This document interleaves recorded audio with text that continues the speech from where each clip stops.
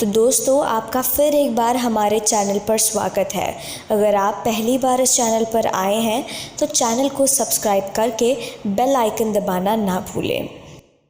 आसपास की जांच करने के बाद हम होटल के अंदर गए क्योंकि बाहर ठंड और कोहरा था। होटल का रिसेप्शन क्षेत्र अलग अलग रोशनी से जगमगा उठा। मुझे लगता है कि होटल के मालिक को चमकते बल्बों का शौक था। मेरे लिए यह दृश्य प्रदूषण था। जब पिताजी और रॉनी रिसेप्शन पर औपचारिकता पूरी करने में व्यस्त थे, मैंने चारों ओर देखना शुरू कर दिया। मैंने लोगों के दो समूहों को भोजन करते हुए और बातचीत में व्यस्त देखा। रिसेप्शन क्षेत्र में 3 छोटे छोटे बच्चे एक के बाद एक सीढ़ियों के नीचे भाग रहे थे। बच्चे एक दूसरे को छूने के लिए हंस रहे थे और दौड़ रहे थे। उन्होंने मेरा ध्यान खींचा क्योंकि वे एक ही पैटर्न में दौड़ रहे थे, ऊपर नीचे और गोल गोल। मुझे लगता है कि यह सुरक्षित है, लेकिन यह दिशा क्यों नहीं बदलते? यह 2007 क्यों लिखा है? रॉनी ने हैरानी भरे लहजे में सवाल किया। मेरा ध्यान उसकी ओर गया। वह एंट्री रजिस्टर देख रहा था। रिसेप्शन पर मौजूद व्यक्ति ने उसके हाथों से रजिस्टर लगभग छीन लिया और बिना कोई जवाब दिए उसे एक तरफ रख दिया। उन्होंने हमारा पहचान पत्र भी नहीं मांगा। आपके कमरे पहली मंजिल पर 101 और 102 हैं, उसने नीचे देखते हुए कहा। रॉनी को ये देखकर अजीब लगा कि उसका व्यवहार आपराधिक था, इसलिए वो उसे घूरता है। तभी पिताजी माँ और चाचा चाची के पास गए जो इंतज़ार कर रहे थे। मैं कह सकता था कि रॉनी के पास रिसेप्शनिस्ट से पूछने के लिए बहुत सारे प्रश्न थे। चलो रॉनी भाई, हो सकता है कि टाइपिंग एरर के कारण तारीख गलत हो। ये मेरे लिए बहुत सामान्य है। मैं अक्सर नंबर में गड़बड़ कर देता हूँ। मैंने उसे शांत करने के लिए कंधे पर थपथपाते हुए कहा। युवा खून, जल्दी गुस्सा आता है, तुम्हें पता ही होगा। मैं रिसेप्शन पर उस आदमी से कहकर रॉनी के साथ आगे बढ़ गया। हम ऊपर के कमरों में गए। कमरा नंबर 102 कमरा 101 के सामने की तरफ था। कुछ वाइन और विस्की के साथ फ्रेश होने के बाद हमने ताश खेलने की योजना बनाई। चाची और माँ टीवी पर अपने सीरियल देखना चाहते थे, इसलिए हमने अपने दूसरे कमरे में बैठना चुना ताकि दोनों आराम से कमरा नंबर 101 में बैठकर टीवी देख सकें। जैसे ही हमने कमरा नंबर 102 में प्रवेश किया, हमें जलने की गंध आ रही थी, लेकिन जलने का कोई निशान नहीं था। पिताजी ने बिजली के बोर्ड को जांचना शुरू किया। तभी पता चला कि उनसे बहुत बदबू आ रही थी। शायद तार जल गई थी, उन्हें शक था। निचले कोने में दीवार का एक हिस्सा भी जला हुआ दिख रहा था। बहुत घुटन महसूस करते हुए रॉनी ने गंध को बाहर निकालने के लिए खिड़की खोली। धीरे धीरे बाहर के जंगल की रहस्यमयी गंध कमरे में प्रवेश कर गई। और हाँ, वह सुगंध मंत्रमुग्ध कर देने वाली थी। और जैसे ही उसने मेरे शरीर में प्रवेश किया, उसने मेरे सभी अंगों को छुआ और चैन की शांति पैदा की। मैंने आराम महसूस किया और अपना सिर कुर्सी पर टिका दिया और अपनी आंखें बंद कर ली। मैंने अपनी बंद आंखों के सामने सुंदर रंगीन पैटर्न बनते देखा जो अधिक शांति दे रहा था। मेरी सांस गहरी और धीमी होती गई क्योंकि मुझे एहसास हुआ कि मैं इसे अपने शरीर में अधिक से अधिक चाहता हूँ। मैं लालची हो रहा था और तभी मुझे दरवाज़ा बंद होने की तेज़ आवाज़ सुनाई दी। मुझे होश आया और मैंने अपनी आंखें खोली। आंखें खोलना चुनौतीपूर्ण था। मुझे लगा जैसे मैं नशे में हूँ। माँ ने जल्दी से सारी खिड़कियाँ बंद कर दी। मैं उस पर खिड़की खुली रखने के लिए चिल्लाता रहा, लेकिन वह नहीं सुन रही थी। माँ बहुत गुस्से में और चिंतित थी और उसने मुझे पीने के लिए पानी की बोतल दी। जब मैंने पीने से मना कर दिया तो उसने मेरा जबड़ा पकड़ा और मेरा मुंह खोलकर चिल्लाई, पानी पी लो अब जल्दी, तुम पर धीरे धीरे जहर का असर हो रहा है। उसकी आवाज़ कमज़ोर थी, लेकिन उसने जो कहा उससे मेरे दिल की धड़कन रुक गई। मैं डर गया और हैरान हो गया। 2 बोतल पानी पीने के बाद मुझे सामान्य लगा, जैसे कुछ हुआ ही नहीं हो। मेरे साथ कुछ हुआ होगा। पिताजी, माँ और रॉनी मेरे आसपास इकट्ठे हुए और देखने लगे। चाची, क्या आपने स्लो पॉइज़न कहा? रॉनी ने मुझे देखते हुए पूछा। मैंने माँ को सर हिलाते देखा। मैं बिना कुछ कहे उठ गया और कमरा 101 में चला गया। उस कमरे में भी धुएं की गंध आ रही थी। खिड़कियां न खोलने की चेतावनी देने के लिए माँ मेरे पीछे दौड़ी। तब मैं उसके इस व्यवहार से परेशान था। उसको नज़रअंदाज करते हुए मैंने गंध के इर्द गिर्द कहानियाँ बुननी शुरू कर दी। तब चाचा ने मेरे मन को शांत करने के लिए कहा, ये एक जंगल क्षेत्र है और लोगों ने यहाँ सूखे पत्ते या लकड़ी जलाई होंगी, जो अब एक आम बात है, और धुआं कमरे में प्रवेश कर गया होगा। ये सोचकर कि शायद ऐसा हो सकता है, मैं अपने कमरे में वापस चला गया। आधे घंटे के बाद फ्रेश होकर खिलाड़ी हमारे कमरे में तैयार थे। रॉनी रसोई का नंबर डायल कर रहा था, कुछ नाश्ता ऑर्डर करने के लिए, लेकिन किसी ने फ़ोन का जवाब नहीं दिया। रॉनी, छोड़ो, रेस्टोरेंट व्यस्त होगा, कुछ देर में हम सीधे खाना ऑर्डर कर देंगे, मैंने मन में स्लो पॉइज़न के बारे में सोचते हुए कहा। ये सुंदर सुगंध जहर कैसे हो सकती है? मैं अपने आप में फुसफुसाया। इस पर कोई और चर्चा नहीं होगी। हम रात के 9 बजे तक खाना खा लेंगे और सो जाएंगे, ताकि हम अगले दिन की शुरुआत एक सुकून भरी सुबह के साथ कर सकें, माँ ने आदेश दिया। जल्द ही चाचा और रॉनी हमारे साथ हो गए। पिताजी ने मेज को स्कॉच की एक बोतल से, जो मैं बेंगलोर से लाया था, घर की बनी ग्रेप वाइन और कुछ खाने की चीज़ों से सजाया था। हम टेबल के चारों ओर इकट्ठा हो गए और खेल शुरू हो गया। 10 मिनट भी नहीं बीते कि चाची ने मेरे चाचा को दूसरे कमरे से ऐसे पुकारा जैसे उन्होंने कोई भूत देखा हो। डैनी, प्लीज़ जल्दी यहाँ आओ। किसी कारण से उनकी आवाज़ गूंज रही थी। हम सब चुप हो गए, ये सुनिश्चित करने के लिए कि हमने जो सुना वो सही था। चाची की आवाज़ फिर सुनाई दी और हम उनके कमरे की ओर भागे। दरवाज़ा खुला था। वो रिमोट पकड़े हुए थी और टीवी को पुतले की तरह चौड़ी आंखों से देख रही थी। क्या बात है माँ? रॉनी ने पूछा। अरे, ये सारे सीरियल पुराने हैं, फिर से दिखा रहे हैं, उसने नाराज़ होकर कहा। रॉनी ने अविश्वास में अपना सिर रगड़ा। माँ, तुम्हारी आवाज़ गूंज कैसे रही है? रॉनी ने गंभीरता से पूछा। चाची ने उनकी तरफ देखा और गुस्से में जवाब दिया, यहाँ सभी सीरियल 2007 के दिखा रहे हैं और तुम गूंज के बारे में पूछ रहे हो?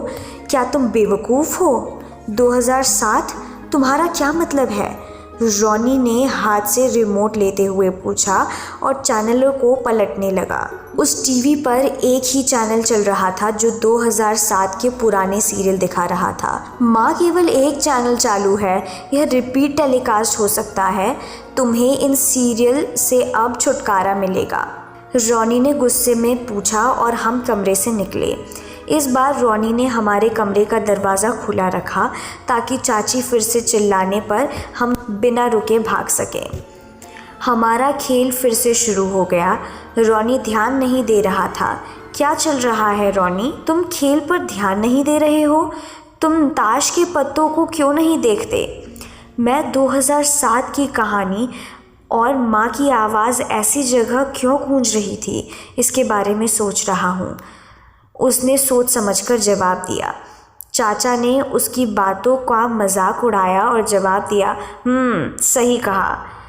उसने उन्हें गुस्से से देखा और फिर अचानक कहा, अरे तुम कहाँ जा रहे हो? ये कहकर वो टेबल को हिलाते हुए कुर्सी से कूद गए और पत्तों को इस तरह फेंक दिया कि एक पानी का गिलास गिर गया और सारे पत्ते भीग गए। जब पापा और मैं टेबल पर हाथ फेर रहे थे, चाचा ने कहा, नहीं नहीं नहीं, अरे रुको। इतना चिल्लाते हुए वो खिड़की के पास दीवार की तरफ दौड़े और दीवार से जा टकराए। उनके बाएं कंधे में चोट लगी और वह दर्द से कराहने लगे। उनकी अजीब व्यवहार देखते हम सभी हैरान हो गए। माँ और रॉनी दौड़कर उनके पास पहुँचे और हम सब उन्हें अविश्वास से देख रहे थे। वह क्या था? मेरे पिताजी ने पूछा। चाचा ने उन्हें गुस्से से देखा और कहा, क्या मतलब तुम्हारा? क्या तुमने उन लोगों को कमरे में उस तरफ भागते और खिड़की से बाहर कूदते नहीं देखा? ये सुनकर हम लोग चौंक गए। हमने अपनी आंखों में एक ही प्रश्न के साथ एक दूसरे को देखा। उन्होंने वास्तव में क्या देखा? शायद उस वक्त वो पिताजी से नाराज़ हो गए थे। हमने किसी को नहीं देखा पापा, रॉनी ने धीमे और डरी आवाज़ में उत्तर दिया। उन्होंने उसकी ओर देखा और गुस्से से कहा, क्या मतलब है तुम्हारा? 3 आदमी और एक बच्चा इस कमरे में घुसे। उनका पूरा शरीर जल रहा था। वो बहुत ज़ोर से चिल्लाए और मेरी आंखों के सामने इस खिड़की से बाहर कूद गए और तुमने उन्हें नहीं देखा? जल्द ही मेरी माँ और चाची ने उन्हें शांत करने में मदद की। वो उन्हें कुर्सी के पास ले गए और उन्हें एक गिलास पानी दिया। शांत हो जाओ, आराम से बैठो। हे भगवान, जो ये बोल रहे हैं क्या वो सच है? सच कहूँ तो उस वक्त मुझ पर कई अजीबोगरीब सवालों की बौछार हो रही थी। पूरा मामला बहुत ही चौंकाने वाला और डरावना था। क्या हमने इस जंगल के बारे में जो कहानियाँ सुनी, क्या वो सच थी? क्या सच में उन्हें कोई आत्मा दिखी? लेकिन मैं अलौकिक चीज़ों में विश्वास नहीं करता। माँ ये सब जानती है। मैंने उनकी भावना को देखने के लिए उनकी ओर देखा, क्योंकि वो हमें कुछ नहीं बताती थी। वो मेरे चाचा की चोट के बारे में चिंतित लग रही थी और चाची के साथ उनकी देखभाल कर रही थी। कमरे में अजीब सी खामोशी को तोड़ने के लिए मैंने रॉनी को खाना ऑर्डर करने के लिए कहा, क्योंकि रात 11:30 बज चुके थे। हे भगवान, 11:30! ऐसा लग रहा है कि कुछ ही सेकंड में इतना समय बीत गया। समय इतनी तेज़ी से कैसे चल रहा है? एक पल के लिए मुझे घड़ी के समय पर विश्वास नहीं हुआ, लेकिन शाम इतनी घटनापूर्ण थी कि समय का ध्यान ही नहीं रहा। हम खाना खा लेंगे और सो जाएंगे, मैंने सभी से कहा। रॉनी ने सिर हिलाया और किचन का नंबर डायल किया। इस बार किसी ने फ़ोन उठा लिया। इस बीच मैंने गूगल पर जांच करने की सोचा कि क्या ये होटल गोवा की हॉन्टेड प्रॉपर्टीज़ की सूची में आता है, लेकिन मोबाइल में नेटवर्क नहीं है। मेरा दिमाग तेज़ी से दौड़ रहा था और मेरा दिल बेचैन था। मैं भी थोड़ा डरा हुआ था। कुछ ताज़ी हवा लेने के लिए मैं नीचे रंग बिरंगी और अजीबोगरीब रोशनी में डूबने लगा, जो मुझे पसंद नहीं थी। रिसेप्शन रोशनी से जगमगा उठा था। अब संगीत नहीं चल रहा था और कोई भी दिखाई नहीं दे रहा था। मैं गलियारे के चारों ओर घूमा, ये देखने के लिए कि क्या मुझे कोई मिल सकता है। मेरा मन मेरे अलावा किसी और को देखने के लिए तरस रहा था, लेकिन सभी कमरों में ताला लगा हुआ था और एक भयानक सन्नाटा फैला हुआ था। शायद शुरुआत में हमने जिन मेहमानों को देखा वो सो रहे होंगे। ये जानते हुए कि मैं गलत था, फिर भी मैंने दरवाजे के नीचे झांका था कि क्या कोई मेरी संतुष्टि के लिए जाग रहा हो। लेकिन जब आप डरते हैं, और वो भी भूत प्रेत और आत्माओं से, तो सही और गलत नष्ट हो जाता है। हे भगवान, इस जगह पर आकर मैं इन भूत प्रेत की बातों पर विश्वास करने लगा। मैं ये सोचकर रसोई की ओर बढ़ा और रसोइया हमारा खाना तैयार कर रहा होगा, और हो सकता है कि मैं कम से कम उनके साथ बातचीत करके अपना मन हल्का कर लूं। जब मैंने किचन का दरवाज़ा खोला तो किचन में अंधेरा था और धुएं की गंध आ रही थी। मेरे दिल की धड़कन मेरे कानों तक सुनाई दे रही थी और मेरी सांसें भारी हो गई। मैं घबरा गया और ऊपर अपने कमरे में चला गया।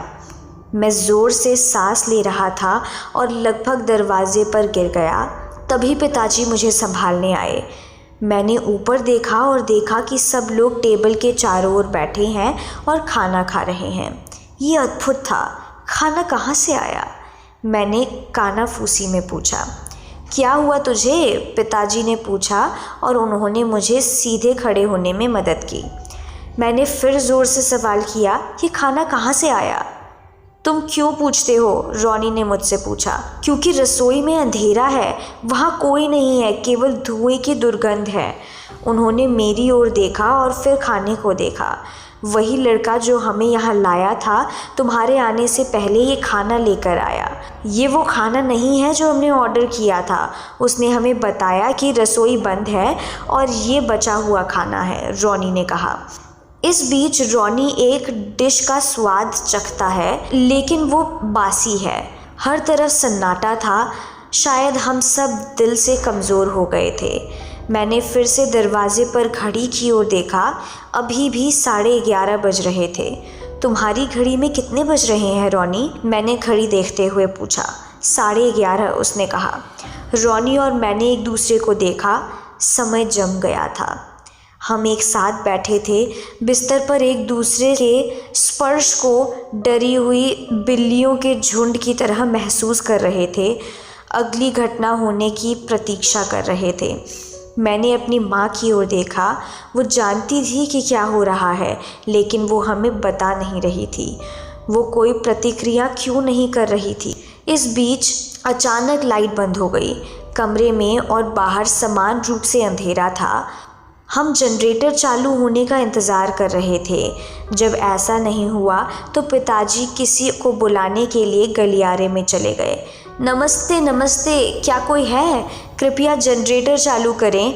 उनकी आवाज़ भी गूंज रही थी। रॉनी फुसफुसाया, यहाँ आवाज़ क्यों गूंज रही है? हमारे पास कोई जवाब नहीं था। हमारे पास अब तक के अनुभव के बारे में किसी भी सवाल का कोई जवाब नहीं था। जब किसी ने उनकी पुकार का उत्तर नहीं दिया तो पिताजी वापस कमरे में आ गए। हमने अपने मोबाइल फ़ोन की फ्लैश लाइट चालू की और चुपचाप बैठे रहे। सभी विचार में लीन थे। मैं चाहता था कि सुबह जल्दी हो जाए, लेकिन तभी मुझे अचानक एक ख्याल आया। यहाँ डर कर बैठने और सुबह की प्रतीक्षा करने के बजाय चलो गाड़ी से आगे चलते हैं। पिताजी ने मेरी ओर देखा और सिर हिलाया। रॉनी, मेरे साथ आओ। चलो पहले कार की जांच करें, तब तक तुम लोग पैकिंग शुरू करो, हम निकल जाएंगे, उन्होंने कहा और वो दोनों चले गए। चाची और चाचा भी अपने कमरे में जाने से डर रहे थे। उन्होंने तय किया कि हम पहले पैक करेंगे और फिर हम सब उनके कमरे में आ जाएंगे। हमने मान लिया। इस बीच 5 मिनट भी नहीं बीतते थे। पिताजी और रॉनी दौड़ते हुए वापस कमरे में आए, जैसे कुछ देर पहले मैं दौड़ता हुआ आया था। वे हाफ रहे थे। पार्किंग में एक भी कार नहीं है, रॉनी ने कहा। तुम्हारा क्या मतलब है? जब हम यहाँ पहुँचे थे तो हमने 2 गाड़ियाँ देखी थी और नीचे 2 परिवार भी थे, चाची ने आश्चर्य से पूछा। वो सही है, बहुत अंधेरा है और कोई कार नहीं है। हमें अपनी कार भी नहीं मिली, पिताजी ने सांस संभालते हुए उत्तर दिया। माँ उन्हें सांस लेने में मदद करने के लिए पीठ पर थपथपाने के लिए आई और शिकायत की। तुम में से किसी ने भी मेरी बात नहीं सुनी। सूर्यास्त के बाद हमें इस क्षेत्र में प्रवेश नहीं करना चाहिए, आखिर वो बोली, लेकिन किसी ने ध्यान नहीं दिया। आप इस जंगल के बारे में क्या जानते हैं? ऐसा क्या है जो आप हमें नहीं बता रहे हैं? मुझे उम्मीद थी कि वो इस बारे में कहेंगी। सही समय आने पर आपको सब कुछ बताऊंगी, बल्कि आप इसे स्वयं समझ जाओगे। ये जंगल उतना ही तुम्हारा है जितना मेरा। आपको इसकी निवासियों की शक्तियों का सम्मान करना चाहिए। इसे स्वयं समझो। आपको इस भूमि के बारे में आपकी योग्यता के अनुसार ज्ञान प्राप्त होगा। याद रखिए, ये कोई साधारण जंगल नहीं है। मैंने चुपचाप उनकी बात सुनी। शायद वो मुझे बताना नहीं चाहती क्योंकि मैं पूरी तरह से नास्तिक हूँ। उसने आगे कहा, मुझे लगता है कि सुबह के 2 बजे हैं और ये शैतान का समय है। यहाँ रहो, अपनी आंखें बंद रखो और किसी भी तरह की प्रतिक्रिया मत करो। उसने हम सबको आदेश दिया। वो सही थी। मुझे लगता है कि समय लगभग 2 बजे का होगा। भयभीत हम अंधेरे में बिस्तर पर एक साथ बैठ गए और अब धुएं की गंध काफ़ी तेज़ थी। मुझे याद है कि कुछ देर मैं जागा हुआ था और फिर सो गया। भैया भैया, मुझे एक धीमी आवाज़ सुनाई दी और किसी ने मुझे कंधे पर थपथपाया। रोनी रोनी, क्या तुम ठीक हो? रोनी, अपनी आंखें खोलो। आवाज़ जानी पहचानी थी। चाचा, लेकिन वो ऐसा क्यों कह रहे थे? मेरे सिर में भयानक दर्द था, जैसे किसी ने मुझे हथौड़े से मारा हो। मैंने अपनी आंखें खोलने की कोशिश की, लेकिन नहीं कर सका। आंखें सुन्न महसूस हुईं। फिर भी मैंने उन्हें खोलने की कोशिश की, लेकिन केवल आधी ही खोल सका। मेरे सामने बहुत सारा खून गिरा था। घबराकर मैं वहाँ से निकलने की कोशिश कर रहा था, लेकिन नहीं कर सका। मेरी पीठ में दर्द हो रहा था। मुझे किसी तरह लगा कि मेरे शरीर में कुछ गड़बड़ है, इसलिए मुझे खुद को पूरी तरह होश आने के लिए कुछ समय दिया। धीरे धीरे मैंने इधर उधर देखा। मैं कार के अंदर था और हमारा एक्सीडेंट हो गया था। मेरे चाचा बाहर खून से लथपथ पड़े थे। कुछ गांव के लोग जमा हुए थे और हमारी मदद कर रहे थे। रोनी, पिताजी और चाची कार के अंदर बेहोश पड़े थे, लेकिन मेरी माँ कम घायल दिख रही थी। उसे केवल खरोच और हल्की चोट के निशान थे। मैंने उसे रोते हुए और शब्दों को दोहराते हुए सुना। तुम में से किसी ने भी मुझे नहीं सुना। सूर्यास्त के बाद हमें इस क्षेत्र में प्रवेश नहीं करना चाहिए। बाद में उन लोगों ने मुझे बाहर आने में मदद की। मैं उलझन में और दर्द में था। मेरे सिर से खून बह रहा था और मेरा दाहिना कंधा हिल नहीं सका। वो सुन पड़ गया। हम तो कमरे में थे ना, फिर हम यहाँ कैसे आ गए? मैंने दर्द भरे स्वर में पूछा, क्योंकि मैं बेहद तीव्र दर्द में था। उनके घुटने में चोट लगी थी और वो दर्द से कराह रहे थे। उन्होंने सड़क के उस पार एक टूटी पुरानी और जली हुई इमारत की ओर इशारा किया। मैंने इसे देखा और इसे पहचान नहीं पाया। इमारत पहचान से परे जली हुई थी। मैं उसे घूरता रहा और सोचता रहा, क्या ये वही होटल है जहां हमने कल ठहरने के लिए चेक इन किया था?